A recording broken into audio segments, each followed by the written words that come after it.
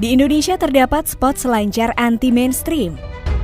Peselancar melakukannya bukan di pantai melainkan di sungai.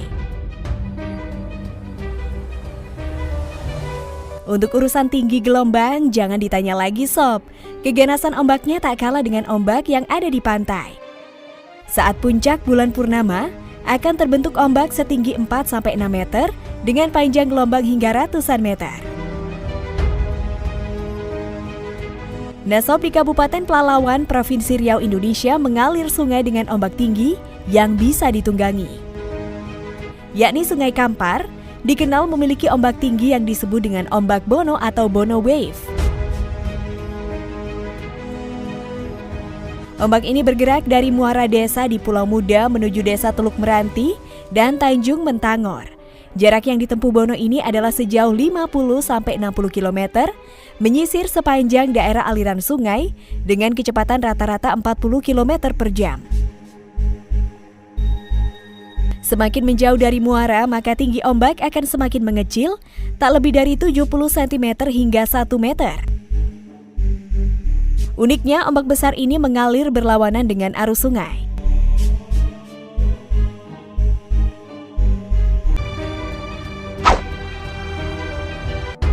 Tak seperti ombak besar di laut sob, ombak Bono bisa mencapai panjang 200 meter hingga 2 km mengikuti lebar sungai.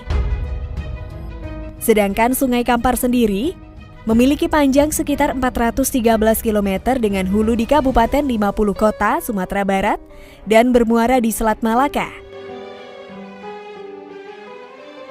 Menurut kisah Sentadu Gunung Laut yang merupakan cerita masyarakat Melayu lama, ombak Bono terjadi karena perwujudan 7 hantu atau The Seven Ghost yang sering menghancurkan sampan maupun kapal yang melintasi Sungai Kampar. Tak sedikit kapal yang diputar balik dan tenggelam akibatnya. 7 hantu itu sob berwujud 7 jenis gulungan ombak, mulai dari gulungan ombak terbesar di bagian depan, diikuti 6 gulungan ombak di belakangnya dengan tinggi ombak lebih kecil. Ombak besar ini sangat ditakuti masyarakat sob, sehingga untuk melewatinya harus diadakan semah, semacam upacara di waktu pagi atau siang hari, dipimpin tetua adat setempat, dengan maksud agar selamat saat berhadapan dengan ombak Bono.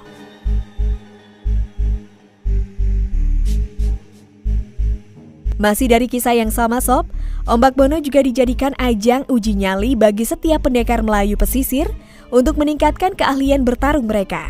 Dan Bono sendiri dalam bahasa masyarakat setempat berarti berani. Selain itu sob, proses terjadinya ombak Bono Sungai Kampar bisa dijelaskan secara ilmiah.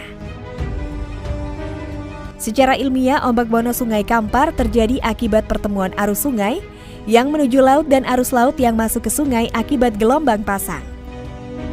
Untuk ombak Bono Sungai Kampar terbentuk akibat benturan 3 arus air, yaitu dari Selat Melaka, Laut Cina Selatan, dan Sungai Kampar.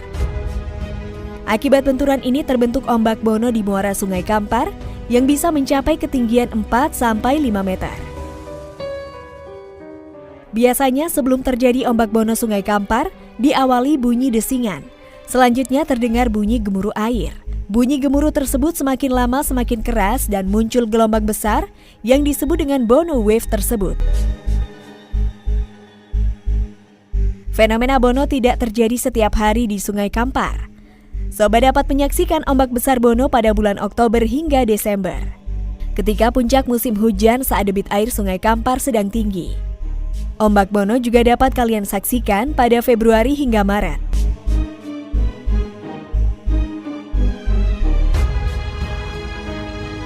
Bagaimana kalau menurut pendapat kalian?